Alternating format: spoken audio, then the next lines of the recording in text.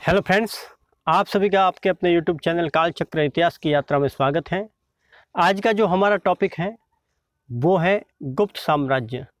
इस टॉपिक में हम गुप्तकालीन समाज, न्याय व्यवस्था, राजस्व के स्रोत और गुप्तों की जो सैनिक तंत्र है या सैनिक व्यवस्था है उसके बारे में बात है वो करेंगे, चर्चा करेंगे। तो सर्वप्रथम हम गुप्तकालीन जो न्याय व्यवस्था है उसकी बात करते हैं। गुप्तों की जो न्याय व्यवस्था थी उसमें सम्राट न्याय व्यवस्था की धुरी और सर्वोच्च न्यायाधीश होता था। हालांकि प्रांतीय स्तर पर और जो श्रेणियां होती थी उनके भी न्यायालय होते थे। 4 प्रकार के न्यायालय होते थे: राजा का न्यायालय, पुग, श्रेणी और कुल का न्यायालय। यूँ बात करें तो जो राजस्व के स्रोत होते थे या राजस्व संबंधित जो मामले होते थे उनके भी अपने अलग से न्यायालय होते थे, जिनके न्यायाधीश को न्यायाधिकरण कहा जाता था। यह काल है न्याय व्यवस्था की दृष्टि से बहुत महत्वपूर्ण काल माना जाता है, क्योंकि जो विधि ग्रंथ थे उनका अंतिम रूप से जो संकलन है वो गुप्त काल में हुआ और दीवानी और फौजदारी जो मामले हैं उनका भी जो भिन्नकरण है या अलग अलग इनको जो किया गया वो भी इसी काल में हमें देखने को मिलता है। दंड नायक, महादंड नायक, सर्वदंड नायक नाम के विभिन्न स्तर के न्यायाधीश हमें इस काल में देखने को मिलते हैं। सैनिक तंत्र की बात करें तो गुप्तों की जो सेना थी वो चतुरंगिणी सेना थी, अर्थात जो पैदल सैनिक, अश्व सैनिक या अश्वारोही, गज सेना अर्थात हाथियों की सेना और रथारोही अर्थात रथ वाली सेना, इन सेना के 4 रूपों को सम्मिलित रूप से चतुरंगिणी सेना कहा जाता था।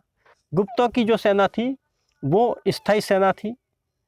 अश्व सेना का जो प्रधान होता था उसे अटाश्वपति, गज सेना का प्रधान जो होता था उसको कटुक कहते थे, जो पैदल सेना की टुकड़ी होती थी उसको चमुइक कहा जाता था और जो साधारण सा सैनिक होता था उसको चाट या भट्ट कहा जाता था।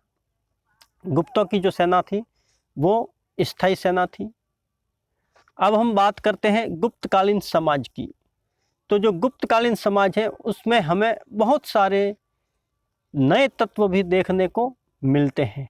हालांकि गुप्तकालीन जो समाज था वो पारंपरिक रूप से चतुर्वर्ण व्यवस्था में बटा हुआ था। ब्राह्मणों की जो स्थिति थी वो सर्वोच्च स्थिति थी।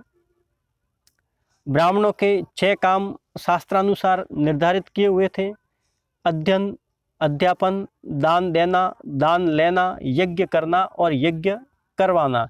ये जो 6 काम थे वो ब्राह्मणों के जिम्मे थे, जबकि क्षत्रियों का जो काम था वो यज्ञ करना, अध्ययन करना और विपरीत परिस्थितियों में समाज धर्म और देश की रक्षा करना। वैश्य का जो काम था वो वणिक, व्यापार वाणिज्य था। इसमें कृषि और पशुपालन भी कर सकते थे। शूद्रों की स्थिति भी अच्छी थी, उनको भी व्यापार व्यवसाय की छूट थी, वो कृषि और पशुपालन कर सकते थे और साथ में वो सेना में भर्ती भी हो सकते थे। उनके साथ में अच्छा व्यवहार किया जाता था। इस तरीके से चतुर्वर्ण व्यवस्था हमें गुप्तकालीन समाज में देखने को मिलती है।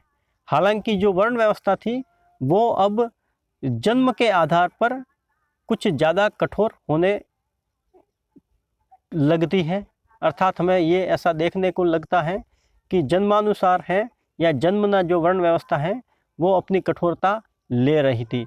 हालांकि वर्ण जो है वो बदलने का अधिकार भी था।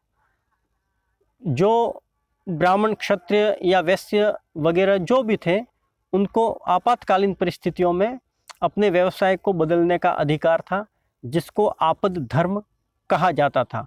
हालांकि सामान्य परिस्थितियों में भी अपने व्यापार व्यवसाय या अपने कार्य को बदलने का उनको पूरा अधिकार था। इस पर राज्य का कोई विशेष आग्रह नहीं होता था या रोक टोक नहीं होती थी। यह वह काल था जिसमें विदेशी आक्रमणकारी जो हूण वगैरह आए उनका भी बाद में आत्मसातीकरण हुआ, और जो हूण आए थे गुप्त काल में वो भी अंततः राजपूतों के 36 कुल में से एक कुल मान लिए गए। आज भी हमें हूण राजपूत हैं वो देखने को मिलते हैं। वर्णशंकर के बारे में भी हमें स्मृतियों से जानकारी मिलती है। हमें स्मृतियों में यह देखने को मिलता है कि वैश्य पुरुष और शूद्र स्त्री से जो उत्पन्न पुत्र होता था वो उग्र कहा जाता था, और कुछ स्मृतियों में हमें क्षत्रिय पुरुष और शूद्र स्त्री से उत्पन्न पुत्र को उग्र कहते हुए देखा गया है। ब्राह्मण पुरुष और वैश्य स्त्री से जो बच्चा उत्पन्न होता था उसको अम्बष्ठ कहा जाता था। तो यह वर्ण व्यवस्था है, और इसमें वर्ण संकर की जो व्यवस्था है वो भी हमें देखने को मिलती है। इस काल में हमें चांडाल या अंत्यज के बारे में भी पता चलता है।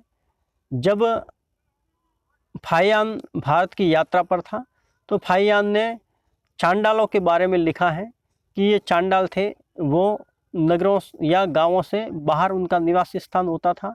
ये मछली और मांस का व्यापार करते थे, और जो मुर्दे होते थे या लावारिश लाश होती थी उनको जलाने या अग्निदाह करने का भी कार्य चांडालों का ही होता था।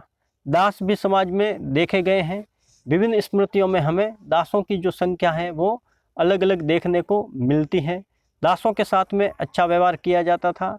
दासों को संपत्ति रखने का अधिकार था, और कृषि और पशुपालन का भी उन्हें अधिकार था। समाज में हम देखते हैं कि जो जो कारीगर थे और उनकी जो श्रेणियां थी वो धीरे धीरे जातियों के रूप में परिवर्तित हो रही थी। जैसे लकड़ी का काम करने वाले जो कारीगर थे वो धीरे धीरे एक जाति में परिवर्तित होने लग गए। जैसे सोने का काम करने वाले लोग थे वो एक अपनी जाति में परिवर्तित होने लगे, क्योंकि उनकी श्रेणियां होती थी। वो श्रेणियां आपस में जो भी उनके संबंध होते थे खाने पीने वगैरह के, और बाद में वैवाहिक संबंध भी आपस में करने लगे, और इस तरीके से धीरे धीरे वो एक जाति के रूप में परिवर्तित देखने को मिलते हैं। गुप्त काल में हमें एक और समुदाय देखने को मिलता है जिसको कायस्थ कहा जाता है। हालांकि यह भूमि कर और भू व्यवस्था से संबंधित अधिकारी होते थे गुप्त काल में, लेकिन गुप्त काल के परवर्ती काल में ये हमें एक जाति के रूप में भी देखने को मिलते हैं।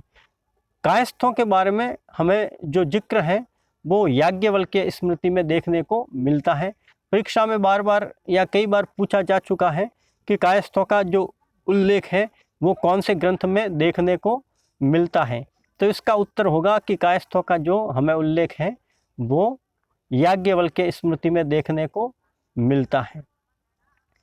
समाज में स्त्रियों की दशा के बारे में हम बात करें तो साहित्य और कला में देखें तो स्त्रियों की दशा हमें आदर्शमय प्रतीत होती है, लेकिन वास्तविकता यह थी कि स्त्रियों की दशा में कुछ गिरावट हमें देखने को मिलती है। हालांकि माता के रूप में स्त्री को सम्मान वो अभी भी प्राप्त था। इस काल में हमें दहेज प्रथा, पर्दा प्रथा और बाल विवाह के बारे में कोई साक्ष्य नहीं मिलते हैं। अर्थात यूँ कहें कि बाल विवाह, दहेज प्रथा, पर्दा प्रथा वो नहीं थी, या सीमित रूप में कह सकते हैं हो सकती है, जिसके हमें कोई साक्ष्य नहीं मिलते हैं। लेकिन सती प्रथा का हमें स्पष्ट पुरातात्विक साक्ष्य मिलता है, जो कि 510 ईस्वी का एरन अभिलेख है। इस अभिलेख में हमें गोपराज नामक एक सैनिक अधिकारी के पत्नी के सती होने का प्रमाण स्पष्ट रूप से मिलता है। तो गुप्त काल तक आते आते हम यह कह सकते हैं कि सती प्रथा है वो भी समाज में अपना स्थान है वो बना रही थी। देवदासी की जो प्रथा है वो भी हमें देखने को मिलती हैं। जो मंदिरों में स्त्रियां समर्पित हो जाती थी उनको देवदासी कहा जाता था। स्त्री धन के बारे में भी चर्चा हमें विभिन्न स्मृतियों में देखने को मिलती हैं। स्त्री धन से तात्पर्य उस धन से है जो धन स्त्री को विवाह के समक्ष या विवाह के समय अग्नि के फेरे लेते वक्त या अपने भाई, संबंधी और पिता से जो संपत्ति विवाह के वक्त प्राप्त होती थी उसको स्त्री धन कहा जाता था। और इस संपत्ति में पति द्वारा दिया हुआ उपहार और विभिन्न संबंधियों द्वारा दिए हुए उपहार भी शामिल होते थे। यह सब मिलकर स्त्री धन कहे जाते थे। स्त्री धन पर स्त्री का निर्विवाद रूप से आधिपत्य या अधिकार विभिन्न स्मृतिकारों ने स्वीकार किया है। अर्थात स्त्री धन पर अंतिम जो अधिकार होता था वो उस स्त्री का होता था। स्त्री को कई स्मृतियों में संपत्ति का भागीदार भी बताया गया है। हालांकि भारतीय जो परंपरा है उसमें स्त्री को संपत्ति के अधिकार के रूप में हमें देखने को नहीं मिलती हैं। फिर भी स्त्री को जो सम्मान है वो प्राप्त था।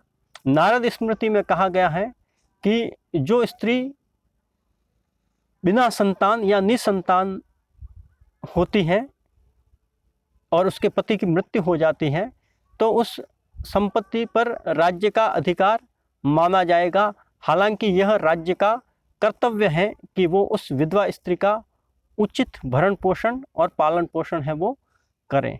तो इस तरीके से हम देखते हैं कि जो गुप्तकालीन समाज व्यवस्था थी उसमें बहुत सारे नए तत्व हमें देखने को मिलते हैं। जैसे कि जो आक्रमणकारी आए थे उनका समाज में विलीनीकरण, वर्णशंकर व्यवस्था और विभिन्न उभरती हुई नई नई जातियों के रूप में। आज का जो आपका टॉपिक है वो यही समाप्त होता है। धन्यवाद।